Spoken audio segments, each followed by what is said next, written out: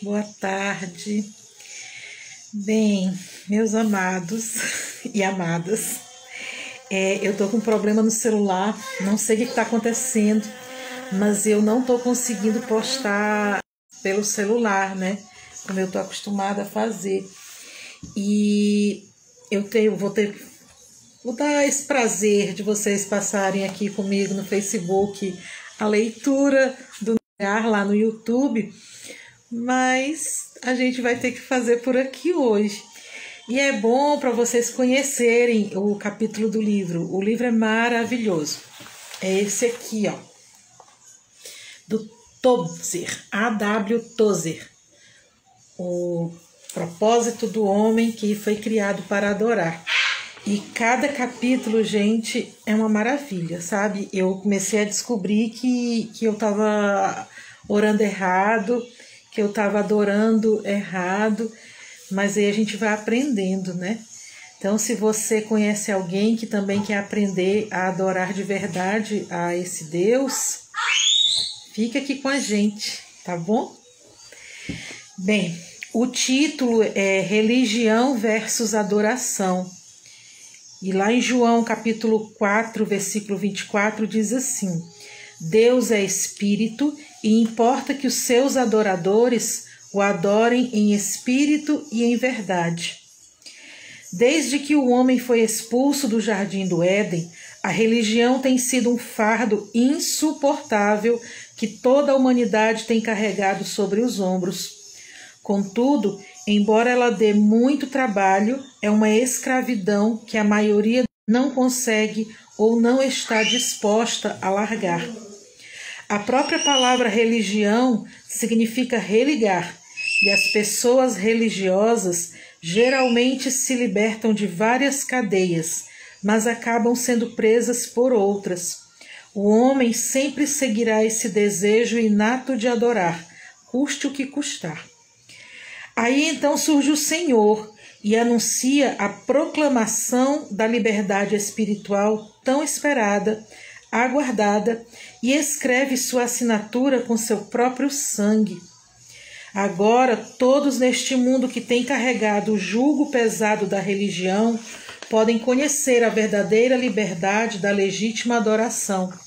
Nosso Senhor Jesus liberou palavras que permitem que a luz brilhe sobre nós, a fim de que haja luz em nosso espírito, tirando-nos e libertando-nos do lamaçal dessa sociedade corrompida. Oi, Juscelia, graça e paz, minha amada. Mas deixa eu continuar a leitura. Deus nunca chamou o homem para que este ficasse chafurdando na imundície deste homem. Muito menos foi sua intenção que ele ficasse preso às tradições humanas. Foi por isso que Jesus nos libertou e abriu a fonte das águas que curam as feridas que o mundo nos causa. Mas apesar disso tudo, o homem escolhe a escravidão da religião e não a liberdade em Cristo. Na Índia, as pessoas creem que a deusa Ganga, que é o rio Ganges, tem poder para curar as pessoas. Alguns peregrinam para banhar-se nas águas da deusa Ganga, um dos rios mais sujos do mundo. Eles entram de corpo inteiro, marcam com o dedo onde a testa encostou, saem das águas, dão um passo à frente, colocam o pé na marca que haviam feito antes e entram no rio novamente. Eles chegam a viajar vários quilômetros para se prostrar perante a essa deusa. Lavam-se e vão embora, não mais limpos do que chegaram. Na verdade, estão tão imundos quanto estavam antes, e talvez com feridas ainda mais profundas em sua alma. Oi, Priscila, paz. Em uma frase, o Senhor explica o que é adoração. Deus é espírito, e importa que os seus adoradores o adorem em espírito e em verdade, resolvendo de uma vez por todas essa questão e deixando bem claro que não podemos agradar a Deus ferindo nosso corpo ou banhando-nos neste ou naquele rio. Portanto, os que adoram o Pai devem fazê-lo em espírito e em verdade. Essas são as verdadeiras águas purificadoras, capazes de curar a alma ferida das pessoas religiosas. Nosso Senhor nos mostra que adorar é algo natural para o homem. Até hoje não foi encontrada uma tribo sequer nesta terra onde a religião não fizesse parte da sua sociedade. Era algo perfeitamente normal para Adão caminhar com o Altíssimo no jardim na viração do dia. Durante anos, ele foi abençoado com a doce voz de Deus que sara. Contudo, ao pecar, Adão se escondeu do Senhor entre as árvores do jardim. Ele tinha consciência de Deus, porém já não tinha mais liberdade para adorá-lo, pois o pecado entrou nele e arrebentou as cordas de sua harpa. Nada mais restou naquele homem, a não ser sua essência. A música de sua alma se calou, e onde antes havia harmonia, passou a haver apenas cacofonia e descompasso. Desse modo, Adão perdeu o perfeito objeto de sua adoração, e desde então começou a procurar algo que pudesse adorar.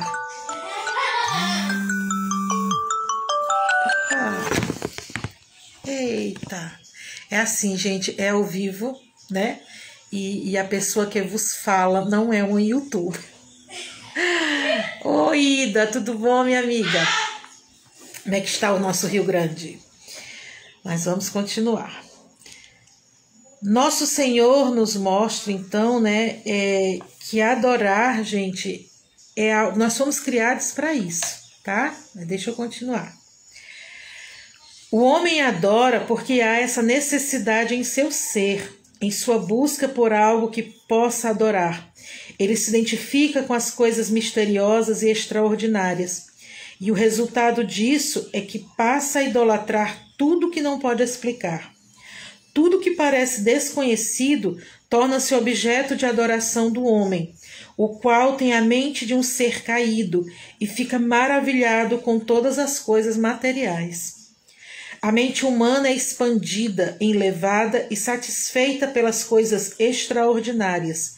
E é justamente isso que o leva a adorar e lhe revela os mistérios. Os homens costumavam ficar à beira do mar, ouvindo o barulho das ondas, contemplando o voo das gaivotas, vendo as nuvens passando no céu e questionavam: o que tudo isso significa? Então chamaram aquilo que estava longe de Netuno e disseram: este é o nosso Deus, e se ajoelharam e ofereceram sacrifícios a ele. O esplendor da natureza evocou em sua mente a necessidade de adorar não o Criador, mas a criação. Quando viam o sol nascer pela manhã, fazendo sua jornada cruzando o céu durante o dia, pondo-se no mar de sangue, eles diziam: que coisa brilhante é esta que impreterivelmente nasce e se põe sempre no mesmo lugar? E o chamaram de Febo Apolo, criando um deus grande e bonito, com asas prateadas nos pés, para que pudesse cruzar o céu com rapidez. Eles então passaram a adorá-lo e diziam que isso era maravilhoso.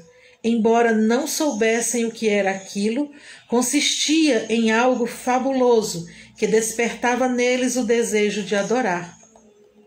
Os persas se ajoelhavam perante o sol, que chamavam de Mazda, e o brilho que dele provém é a luz Mazda, nome que vem do deus dos Zoroastras, os adoradores do fogo. Se o coração humano não souber como adorar a Deus por intermédio de Jesus, fluirá como um rio que transborda e causará uma grande inundação. Assim mesmo, se esse coração não for na direção certa, adorará.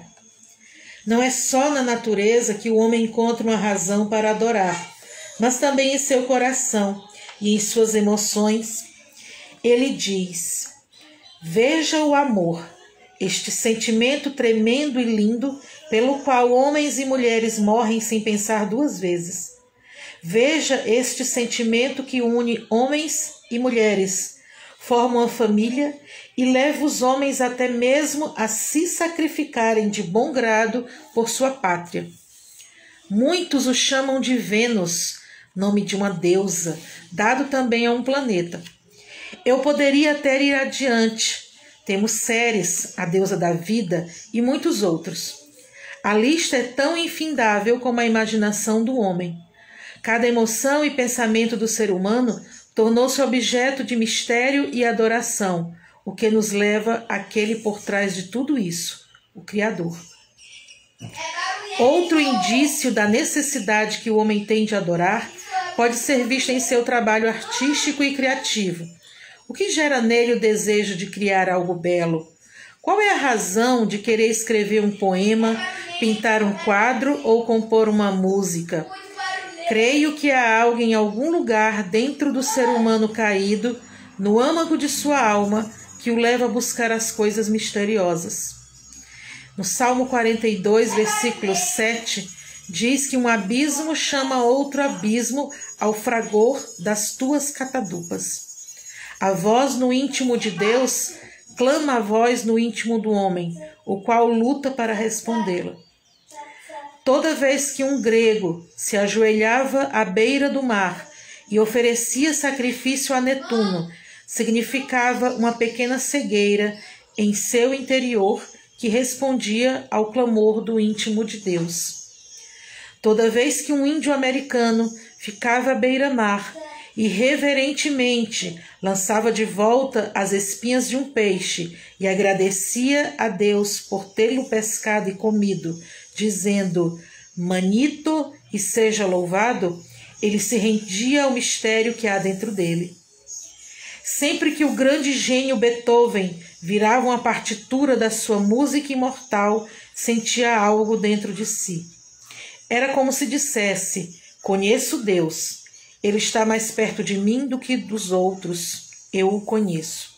E então compunha sua música perpétua. Mas o que ele estava fazendo na verdade? Entregando-se de todo o coração, procurando adorar algo, alguma coisa. Esse homem que viveu no limite entre a vida e o suicídio até desistir e ter o fim reservado a todos nós é apenas um exemplo. Há algo inato no homem que o leva a fazer isto, contemplar, temer. E é por causa disso que muitas religiões se espalharam. Na Índia, há um Deus para cada pessoa, uma resposta clara à compulsão que há dentro de todos pela adoração. Por natureza, o homem precisa de alguma coisa para contemplar. Dentro do seu ser, há uma necessidade de adorar. Então, quando ele perde a habilidade de adorar em seu espírito e sente falta disso em seu coração, pega o que vê na sua frente para adorar. Ele dá um jeito de fazer isso. O homem é levado a buscar as coisas misteriosas onde quer que possa encontrá-las por causa da maneira como foi criado. Alguns mistérios lhe causam uma sensação de temor, e ele adora justamente quando passa por uma experiência assim. Então, para você que chegou agora, eu estou tendo que gravar aqui no Facebook, porque eu não estou conseguindo gravar vídeos no celular. Não me perguntem por quê, eu estou desde ontem, né?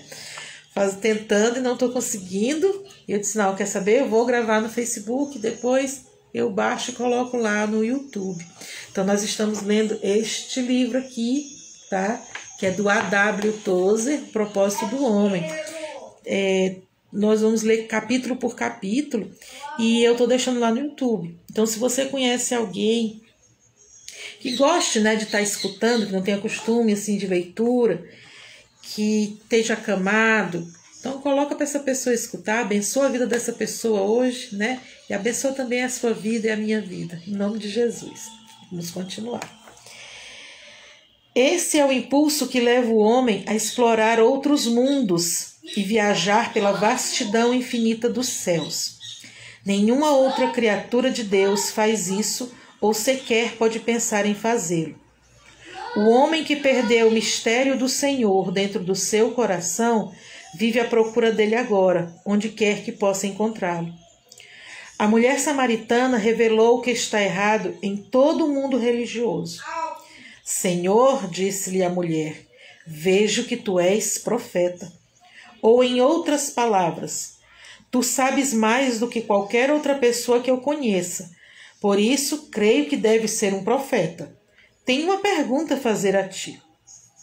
De algum modo, a pergunta era fútil, pois era sobre o que causava a separação entre judeus e samaritanos, embora eles tivessem o mesmo sangue. A pergunta foi a seguinte: nós adoramos aqui em Samaria, em nosso Monte Santo.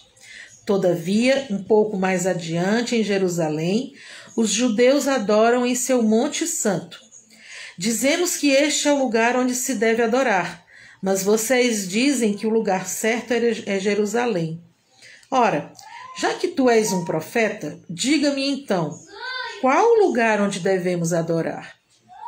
Aquela mulher caiu na própria armadilha e revelou o flagelo do mundo religioso. É aqui que devo adorar ou lá? Será que adoro neste ou naquele monte? Qual a igreja e a denominação a mais certa? Essa é a dificuldade, o problema. A grande questão naquela época era a exteriorização da adoração, assim como é o nosso problema hoje, o maior que a igreja tem de enfrentar. Nosso Senhor Jesus fez uma linda declaração. O tempo passa muito rápido e, na verdade, já chegou o tempo onde a adoração não se limitará mais a um só lugar, pois o Pai busca aqueles que o adorem em espírito. Deus é espírito, por isso vocês devem ser adoradores espirituais. Se o Altíssimo fosse uma divindade local, restrita apenas a um monte, a uma igreja, teríamos de ir sempre a esse monte ou a essa igreja para adorá-lo. Se ele fosse uma divindade restrita a um rio, por exemplo, teríamos de ir para as margens dele para adorá-lo. Se o Senhor fosse uma divindade dos montes ou vales, precisaríamos ir a esses lugares para glorificá-lo. Mas Jesus nos trouxe as boas novas, fabulosas e libertadoras de que Deus é Espírito. Portanto, o Criador está em todos os lugares e não precisamos mais adorar em lugares específicos. O propósito da natureza é aproximar-se do Senhor para o adorarmos, e o das emoções e dos sentimentos humanos é levar-nos àquele que o semeou em nosso coração, o Criador. Tudo na criação aponta para o Criador e desperta dentro de nós temor, admiração e adoração. O Mestre ensinou basicamente que somos santuários portáteis, pois se adorarmos em espírito e em verdade, poderemos levar nosso santuário aonde quisermos. Em outras palavras, Jesus disse: vocês não conseguem ver que se Deus é espírito, a adoração é espiritual e tudo que é espiritual não está limitado ao tempo ou espaço? Não nos levantamos pela manhã, olhamos para o calendário e dizemos: hoje é dia de adorar. Não levantamos, saímos, olhamos para tudo em volta e dizemos: este é o local onde devo adorar. Precisamos adorar o Altíssimo agora, em todos os lugares e a toda hora, pois a adoração é espiritual. As pessoas fazem piada da religião, pois os homens deixaram-se escravizar tanto pelo exterior e pelas coisas materiais que hoje beiram o ridículo. Esses peregrinos religiosos viajam para santuários sagrados para adorar. Muitos, por exemplo, fazem peregrinações para a Terra Santa, porque creem que lá estarão mais perto do Senhor do que em qualquer outro lugar do planeta. No reino de Deus, não há um lugar mais santo do que o outro, pois foi assim que ele o criou. Então, se não o adoramos aqui, lá é que nós não o adoraremos. Essa escravidão imposta pela religião não para por aí. A religião de alguns consiste naquilo que eles comem. Alguns alimentos podem ser consumidos, outros não. Por essa razão, pensam que serem santos, se comerem algo e se não ingerirem determinada comida, não serão. Eles podem comer isso em determinada época do ano, mas não durante o ano todo. O apóstolo Paulo explica que aquilo que comemos não nos torna melhores ou piores do que somos. Algumas coisas que ingerimos podem até nos causar doenças, mas não nos tornam santos. Outras não fazem a menor diferença para nós. A santidade não está no alimento que consumimos, assim como a adoração não depende disso também. Deus é espírito e importa que os que o adorem em espírito e em verdade. Existem pessoas que são escravas do tempo. No entanto, a adoração também não depende do tempo. Respeito os irmãos da igreja que fazem uma programação anual, mas eles começam com uma coisa e acabam com outra. Eu não faço isso. Você imagina o que é se martirizar por 6 semanas tentando adequar-se a esse sistema, mas depois simplesmente deixar isso de lado? Eu não consigo me ver preso a datas. Eis agora o tempo sobremodo oportuno. Este é o tempo, então qualquer hora é hora. Podemos dizer bom dia, Deus, pela manhã e boa noite, Senhor, à noite. Temos até como acordar no meio da noite, meditar sobre o nosso Pai e até mesmo sonhar com Ele. Eu faço isso. Podemos estar na presença do Criador o tempo todo e em qualquer lugar. Há certas épocas do ano em que penso mais sobre religião, principalmente na Páscoa. Se há uma época especial para mim, é essa. Durante esse período, os pássaros retornam da Flórida e, enquanto olham para o céu, as pessoas ouvem seu cantar, como se eles dissessem: o Senhor Jesus Cristo ressuscitou neste dia. Aleluia, aleluia. Para mim não é fácil pregar na Páscoa, porque todos os meus sermões são sobre a ressurreição de Jesus. No entanto, se eu não falar sobre isso, não me resta mais nada para ministrar. A ressurreição de Cristo não se torna mais verdadeira na Páscoa do que ela é em outra época do ano, pois se não fosse por ela, todo o cristianismo cairia por terra. Diante desse fato, vemos que a nossa adoração não deve ser restrita a datas. Como analisamos anteriormente, os alimentos não são santos, o tempo não é santo e os lugares também não são santos. Se todos esses fatores não apontarem para Cristo, não passarão de laços que nos tornarão meros escravos da religião. Os judeus cometeram o erro de pensar que o templo era santo e por essa razão nada aconteceria com ele. No entanto, Jesus lhes mostrou o seu erro. Estão vendo este templo? Estão vendo suas pedras? Em pouco tempo tudo isso virá abaixo e só restará o pó. Assim, esse templo mesmo foi derrubado no ano 70 depois de Cristo. O mestre declarou ainda que Israel é como uma árvore. Estão vendo esse machado? Ou esta árvore dá frutos, ou será lançada no fogo. O que estou falando agora é sobre adoração, afirmando que ela é espiritual. É algo que vem de dentro e não depende de coisas materiais.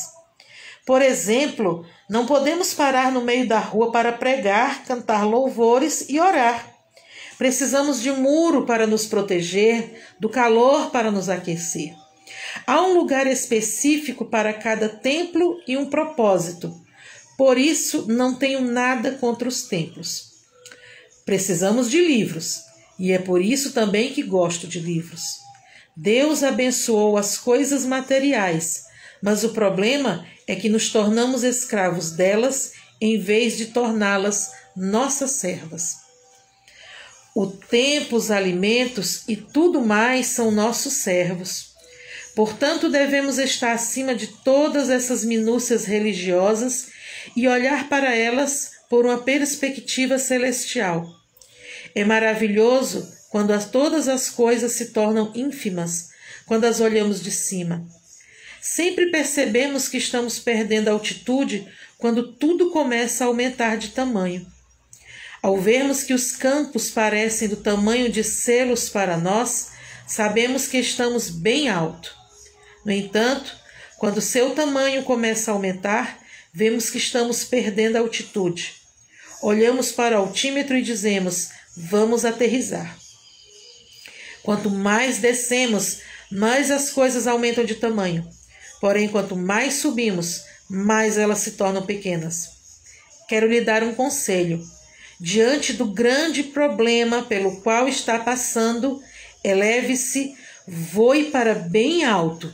Então olhe para ele lá de cima.